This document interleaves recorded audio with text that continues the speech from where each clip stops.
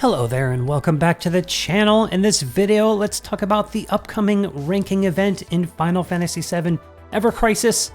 I did want to follow up with this video because in my last one where I talked about account progression, I did say quite a bit that this game doesn't have a competitive element yet. I speculated about future competitive content and told players that they can just relax and not feel so pressured to race. And now, immediately after I shot that video, they dropped this news of the ranking event coming up, and it kind of changes that, flips it on its head. And it's obvious that in the beginning, the whales are really going to dominate this, but it might not be as bad as you think. Let's start by poking around the notice info on the event, and then maybe we can do some speculation and I can share some thoughts, especially based on my experience in other gacha games. Yeah, furthermore, you see it was kind of buried. It wasn't even like at the top of the notices. Event info, event dungeon ranking Mako Reactor 1. So there's not much known about this. There's no official info on the event, but we can glean quite a bit of info just from this. So first of all, it's a dungeon, so we can expect it to play similarly to the Criterion or the Crisis dungeons. And then here specifically, it's going to be the layout of Mako Reactor 1. So one thing you can do to prepare is just run those, and now is a better time than ever to run the dungeons. We have the campaign bonuses going on. Okay, so on September 28th at 7 PDT, the event will open, and it'll be open for about a week. And that kind of reminds me of Mobius Final Fantasy when we had tower events, which was the PvE competitive content. It would be open for a week like that. And I'm thinking it's going to be much different. I was kind of hoping that the competitive content in this game would be like Mobius Tower, but it seems as though the tower content in this game is much more similar to Nier Reincarnation, where it's kind of always there, you get great rewards from it, and it's kind of like the test of how strong your account is. All right, so it's going to be the in the event tab, and here they talk about within groups of a certain number of people. So, for example, in Nier Reincarnation, we have PvP as our competitive content, but it isn't the entire player base competing with each other. It's separated into brackets, and you kind of get randomly placed into a bracket, a smaller subset of the players that you're going to compete against, especially this game with such a huge player base. It would just be way too hard to get the rewards. And of course, the whales are going to dominate in the early game. But because there are brackets, it might not be that bad. And while you might not be getting top 10 as free to play, or maybe you will, I just don't know, you're probably not going to be getting top 1 or top 5 as free to play.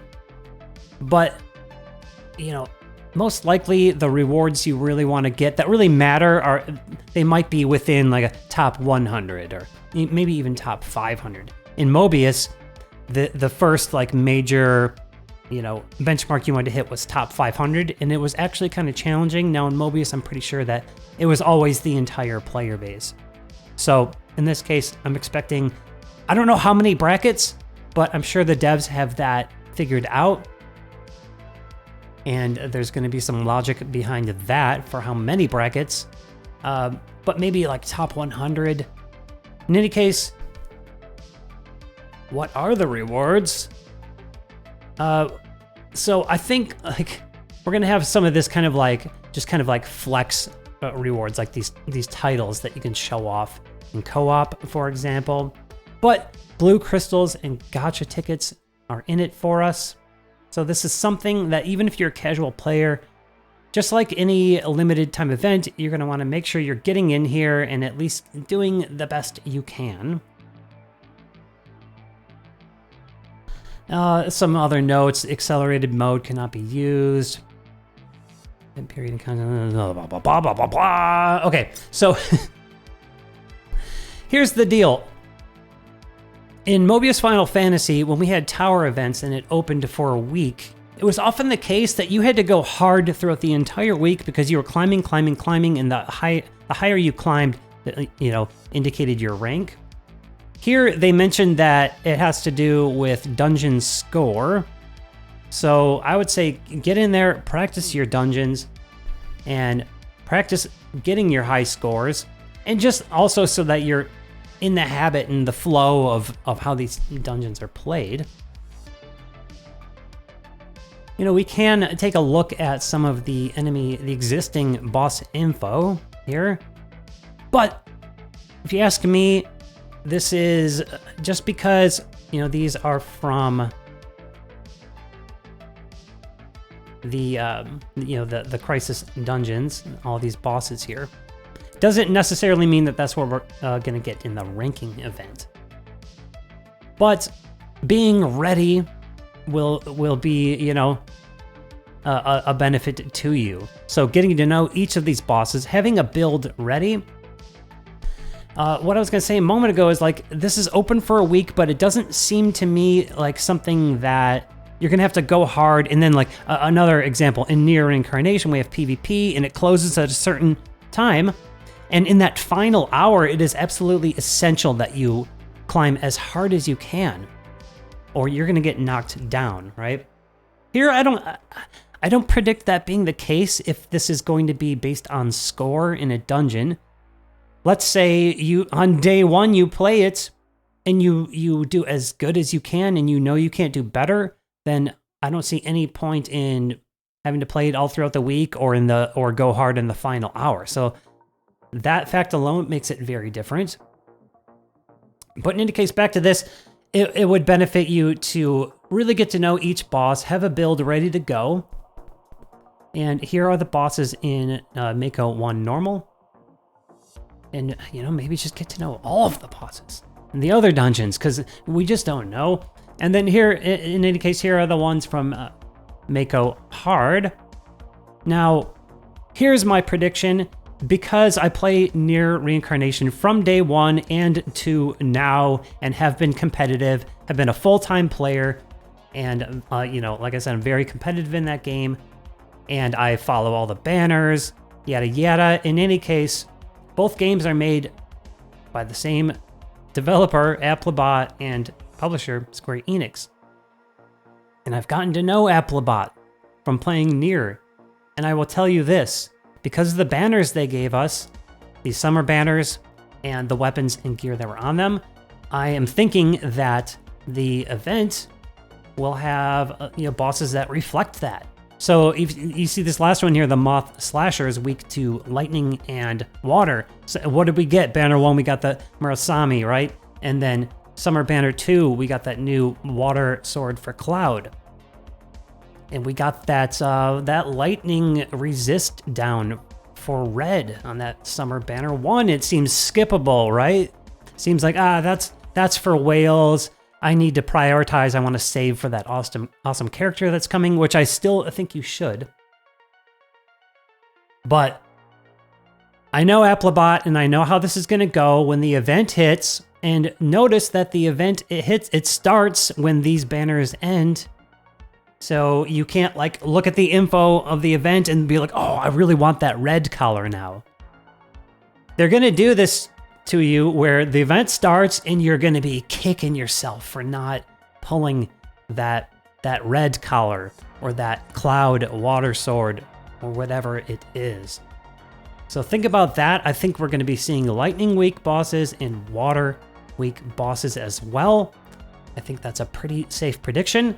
And it also reminds me of Mobius, the way Mobius worked. There was a PvE, like I said, tower competitive event at the end of every month. And we had the luxury of being in the global version with the JP version way ahead of us. So we've been dealing with this in Nier Reincarnation.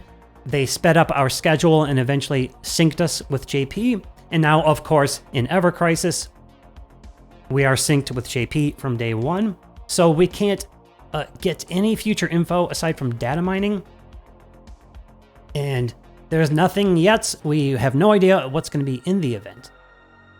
But like I was saying in Mobius, it would be the case where, you know, we did know what the tower was going to be and what the bosses were going to be. So we could spend the entire month planning.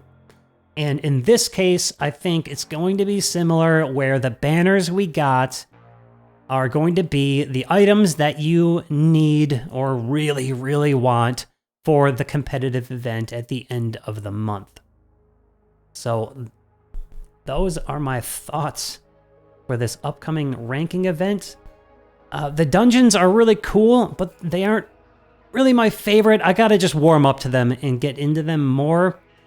It is, you know, in an ideal sense, the best content in here because it resembles a Final Fantasy game, right? You're running around the dungeons, hitting random encounters, etc. And there's a little more strategy to it. So get to know how to use all of your dungeon items and all of that, how to increase your HP potential with all of those different mats you get in the chests, etc. And that way you'll just be a little bit more ready for when it comes. And in any case, those are my thoughts on the ranking event. Why don't we go ahead and conclude the video with some summons again? Oh, sorry, some draws. Getting gacha terms confused. Because I did just buy a pack that had some tickets in it. And we can do 10 draws, so it's not as painful. All right, wish me luck. Let's get into this.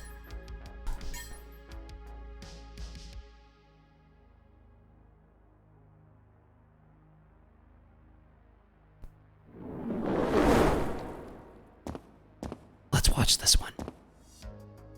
The animation's too long. It's very cool. And I've heard some people comment that we could use some new animations to mix it up. Usually gachas do not update the gacha animations ever in any game I've played, but it could be really cool in this game. However, this is a little too long for my taste. I just want to do my pull, and Cloud struggled, so it's a bad pull. See, blue. So you can get a 5-star if he counters, but like he'll come back with full energy and then come back. That's how you know. Take a look here. See if we get any sneaky upgrades. Bummer. I'm gonna do this. I don't know why I do it, but you know, we all have our own pulling superstitions, right? And we'll watch this one too. Why not? Why not? Come on, Cloud. Dodge. If it's a dodge, you know you're good to go. By the way, I just did a bunch of summons, draws. And I was kind of planning on holding off, but I decided that I wanted some of the stuff, and I got so much good stuff. I'm so stoked. This is bad. Yeah, he's staggered there. That's no good. Skip. All right, well, that's how it goes, you know? That's just how it goes. I should be grateful for what I did get. We can actually go over there just for a short account update. I showcased my 100k power, and I know a lot of people are way beyond it, but with just a little bits of farming and etc., I kind of hit a great spot where I can kind of hit this growth spurt, and I'm now at 113k. And my weapons are looking strong. I got really lucky on some dupes.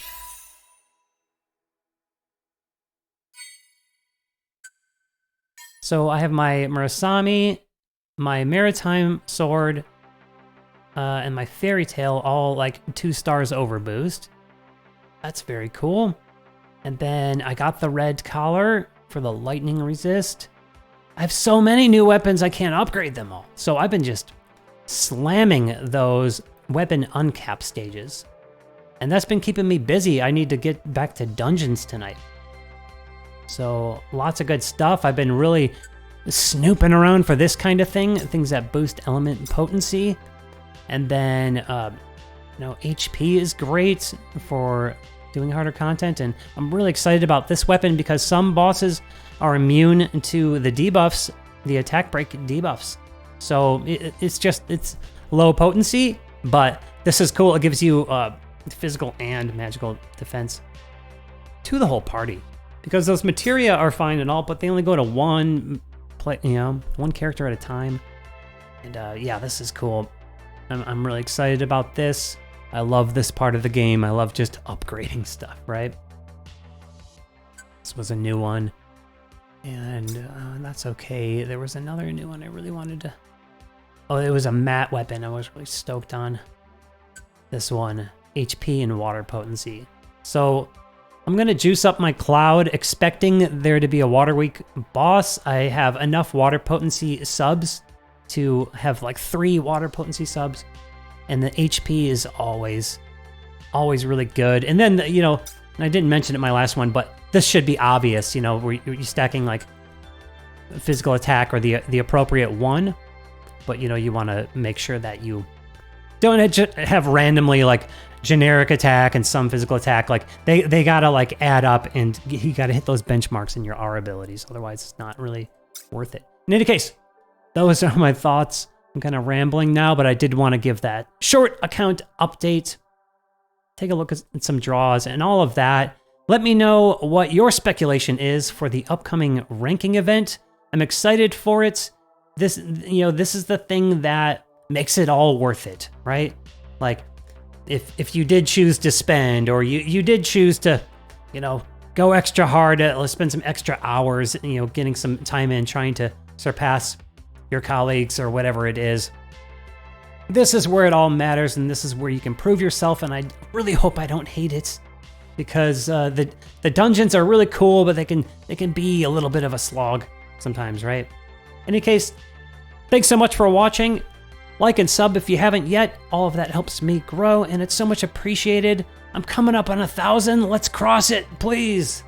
All right, thanks for your support. I'll see you in the next one.